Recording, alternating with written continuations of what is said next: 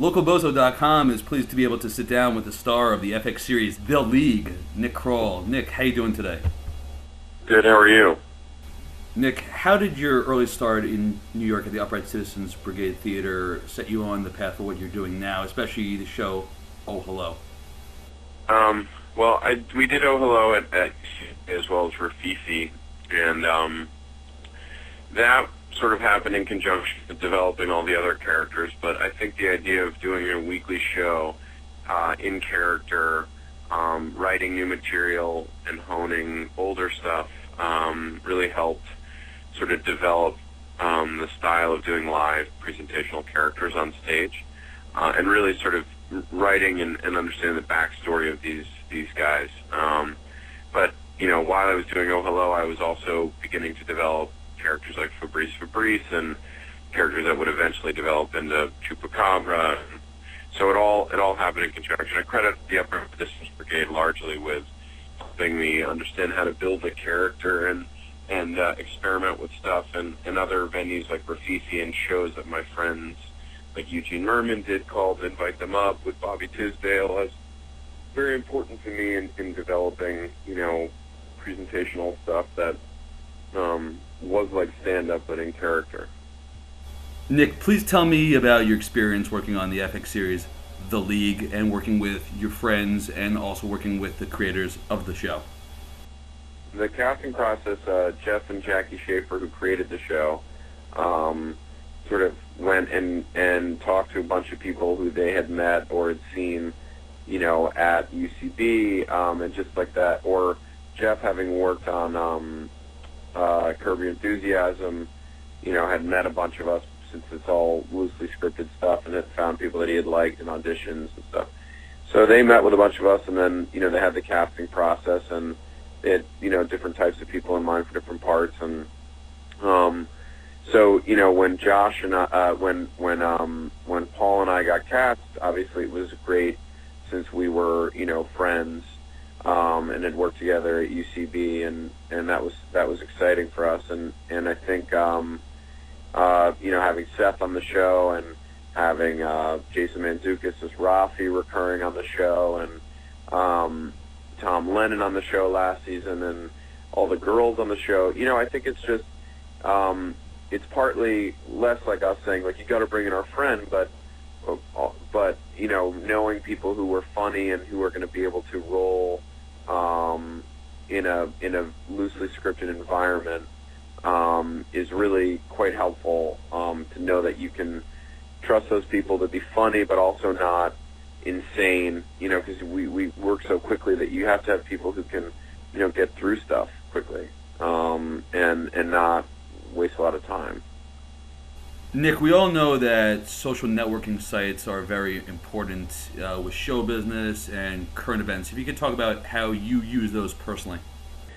You know, it's really amazing in that you have the ability to go in and tell everyone exactly what you're up to and when you're doing it, as opposed to, you know, hoping that a magazine posts your thing or the radio picks it up or buying ad space. And it's a self-selective group, so that of the people who follow me on Twitter, those are all people who theoretically, those are all people who are going to be interested in what I am doing and are interested in, you know, hearing about the upcoming shows I have, or, you know, live events or new TV shows or projects I'm working on, or a new internet video.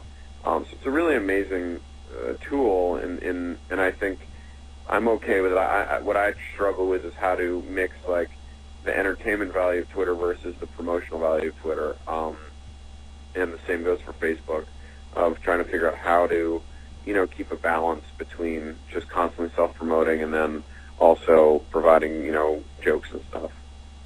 The New York scene treated you well as you were here for over 10 years, but you recently made the leap to Los Angeles.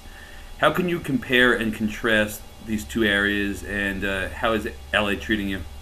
You know, LA's been great. I feel like, I mean, the truth is you really have to be able to make people laugh wherever you are in the country. And New York and LA have more similar sensibilities than other places in the country, but LA's, so many of my friends have gone from New York to LA, and I think that's just a function of where the work is. I think if there was as much work in New York as there was in LA, you'd see a lot more people staying in New York. But that's difficult. But I think there's no better place to write and, one, for me to learn how to do comedy, but then also to continue to write and get better than New York, just because of the amount of inspiration there is everywhere, and all the types of people and observational things that you can see in New York on a day-to-day basis that are tougher in LA because of just because of travel, because of you're traveling in your car alone versus in New York, which is such a public life. Would you say that Bobby Bottleservice, your most recent character, is your most popular one? I think it took hold a little bit in a way that some of the other characters didn't, just because I think of Jersey Shore and just the inherent nature of that kind of guy. But I think that he, I think that what's nice is everybody has their favorites or their characters that they prefer. So some people, I'll post something as Bobby or do a podcast as Chupacabra, and people will be like, "Where's Fabrice's thing?" Or so it's where it's sort of a nice. Everybody's got their favorites, so it kind of allows, and I love that, and I have I go back and forth about who I like to do and stuff like that. So I love doing interviews in here and then saying stuff like that. Do you have anything to add for the viewers of localbozo.com about any upcoming projects that you may be doing? No, I think I'm let's see, I'm recording the new season of The Life and Times of Tim, season 3. I'm eating a French fry right now. The League is coming back for season 3, which obviously I'm very excited about. Thank you. It just couldn't be a more fun gig to do, and then just working on a bunch of other stuff. Hopefully we'll do some dates. I was supposed to be in Vegas tonight. Hopefully I'll do it tomorrow. That's about it right now. But everything is. Feel very privileged that I get to do all these different things, and that I am working, and I get.